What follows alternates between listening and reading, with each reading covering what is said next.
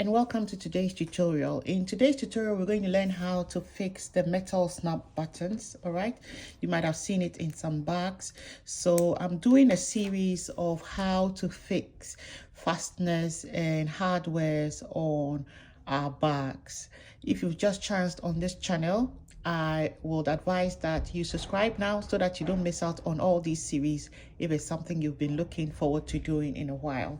All right, in our previous video, I'd gone on to demonstrate how to fix our plastic snap buttons. So if you've not seen it yet, please look for it. I'm going to put a link in this somewhere in this video. You can click on it and have a look at that as well.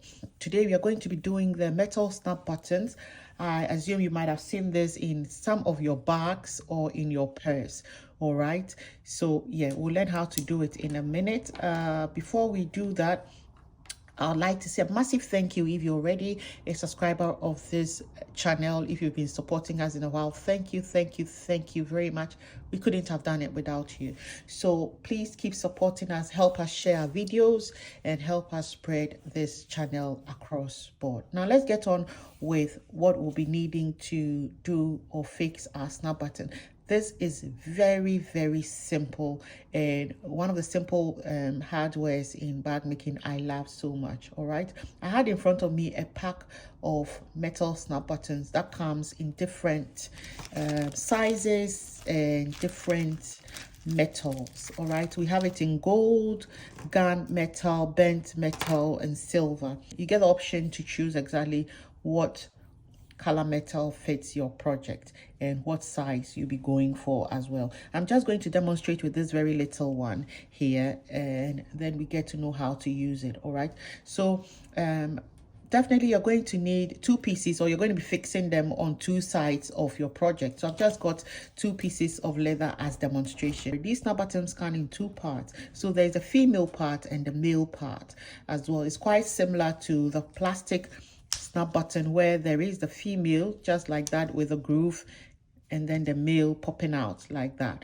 Okay, so basically very much the same, but this one has another side to it, and these are the flat plates that help you set your snap button. So it comes with this two snap plates. You need two snap plates as well. Now before you do your setting, you have to decide exactly where you want your snap buttons to be. Okay, mostly I would use the legs of my snap button to help me gauge where I want it to be. So assuming I want it to be here, I'm just going to use this to help me gauge it out.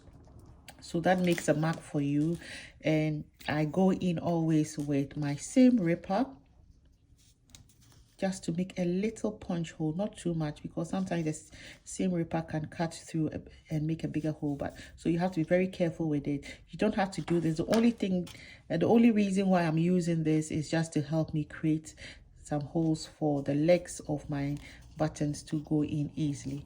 All right, now for most cases, if your leather is that flimsy, I would advise that you put a backing there. That gives your snap button some form of support. So if, assuming I wanted a backing, then I'm going to cut another piece like that by gauging it.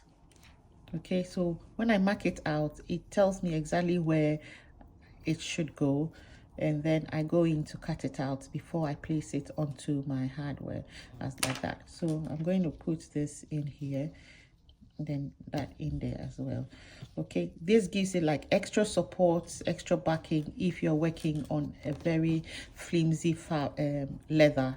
But you can do away with this, you don't have to do it. So the next thing is to drop my plate onto the legs.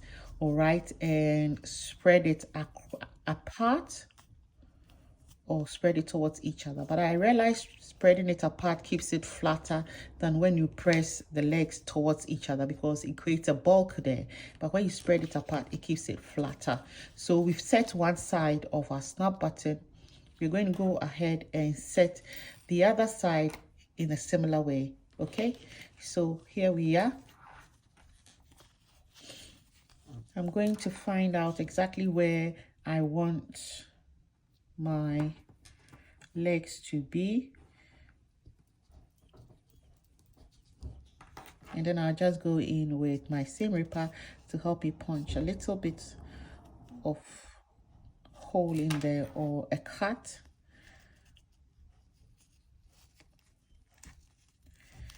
Okay, like that. Let's go the right side of the leather instead. So here and here. Okay, and then in that same way, decide exactly where I'll be making the cut for my back part.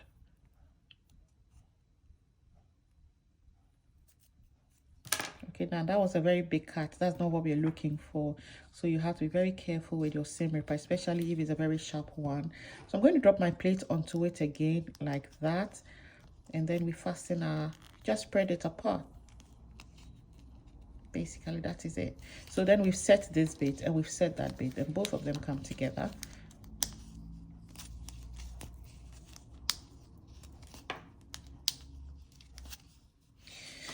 Great. So we've come to the end of today's tutorial. I hope you enjoyed it. If you did, please don't forget to give our video a thumbs up. Don't forget to share if you've not done that already. Until we meet you again, have a brilliant day. Bye.